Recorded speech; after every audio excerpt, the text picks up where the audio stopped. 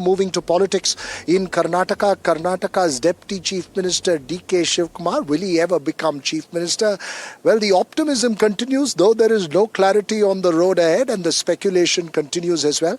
D.K. Shivkumar made a statement last night, and his brother made a statement today that on the tarmac in Mysore, when he met with Rahul Gandhi assured him a right decision will be taken at the right time. When that is, nobody knows, but listen in to those sound bites and to Deepak Bopanna, who makes sense of it all for us.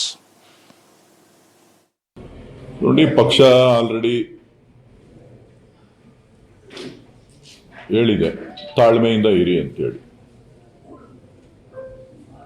So ಇವತ್ತು ರಾಹುಲ್ ಗಾಂಧಿ ಅವರು ಕೂಡ ಮೈಸೂರಿನಲ್ಲಿ ಭೇಟಿ ಮಾಡುವಂಥ ಸಂದರ್ಭದಲ್ಲಿ ಸೂಕ್ತ ಸಮಯದಲ್ಲಿ ಸೂಕ್ತ ನಿರ್ಧಾರ ತಗೋತೀವಿ ಅಂತ ಹೇಳಿ ತಿಳಿಸಿದ್ದಾರೆ. ಸೊ ಹಾಗಾಗಿ ಡಿ ಕೆ ಶಿವಕುಮಾರ್ ಅವರು ಮೊದಲಿಂದನೂ ಕೂಡ ಪಕ್ಷದ ಶಿಸ್ತಿನ ಸಿಪಾಯಿ. ಸೊ ಪಕ್ಷದ ಹಿತದೃಷ್ಟಿಯಿಂದ, ಶಾಸಕರ ಹಿತದೃಷ್ಟಿಯಿಂದ ಸೊ ಎಲ್ಲವನ್ನೂ ಕೂಡ ತಾಳ್ಮೆಯಿಂದ ಎಲ್ಲ 140 ಶಾಸಕರನ್ನು ಒಟ್ಟಾಗಿ ತೆಗೆದುಕೊಂಡು ಹೋಗಬೇಕು ಅನ್ನೋ ಗುರಿಯನ್ನ ಇಟ್ಕೊಂಡು ಪಕ್ಷದ ಆದೇಶಕ್ಕೋಸ್ಕರ ಕಾಯ್ತಾ ಇದ್ದಾರೆ. ತಮ್ಮನು ಹೇಳ್ತಾ ಇದ್ದಾರೆ, ಕಾರ್ಯಕರ್ತರು ಹೇಳ್ತಾ ಇದ್ದಾರೆ, ನೀವು ಹೇಳ್ತಾ ಇದ್ದೀರಿ. ನಮ್ಮ ಬೆಂಬಲಿಗರು ಕೂಡ ಸಾಕಷ್ಟು ನಿರೀಕ್ಷೆ ಹೇಳಿದ್ರಿ. 140 ಜನ ನನ್ನ ಬೆಂಬಲಕ್ಕಿದ್ದಾರೆ. 140 ಜನ ಬೆಂಬಲಕ್ಕಿದ್ದಾರೆ, ಇನ್ಕ್ಲೂಡಿಂಗ್ ಚೀಫ್ ಮಿನಿಸ್ಟರ್ ನನ್ನ ಬೆಂಬಲಕ್ಕಿದ್ದಾರೆ. ನಿಮ್ಗೆ ಗೊತ್ತಿದೆಯಾ ನಾನು ಚೀಫ್ ಮಿನಿಸ್ಟರ್ ಏನು ಮಾತಾಡಿದ್ದೀವಿ ಅಂತ? ರಾಹುಲ್ ಸಮ್ಮುಖದಲ್ಲೇ ನಾವೇನು ಮಾತಾಡ್ಕೊಂಡಿದ್ದೀವಿ, ಹೈಕಮಾಂಡ್ ಸಮ್ಮುಖದಲ್ಲಿ ಏನು ಮಾತಾಡಿದ್ದೀವಿ, ಯಾರು ಎಲ್ಲ ಕೂತ್ಕೊಂಡು ನಾವೇನು ತೀರ್ಮಾನ ಮಾಡಿದ್ದೀವಿ ಅನ್ನೋದು ನಮಗೆ ಗೊತ್ತಿದೆ.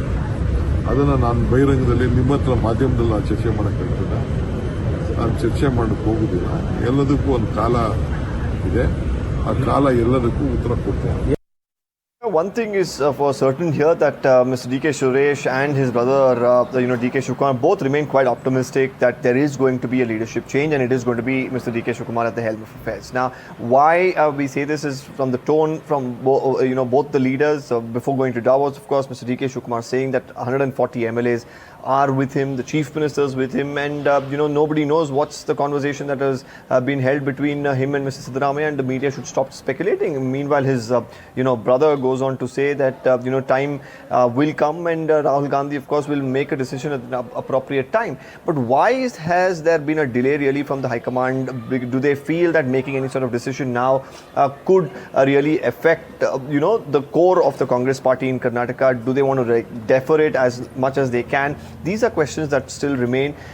Also, sources do tell us that once this special session of the Karnataka Assembly that has been called comes to a close the end of this month, that's when the two leaders could be called to Delhi, and finally there could be some sort of a closure on this entire leadership debate.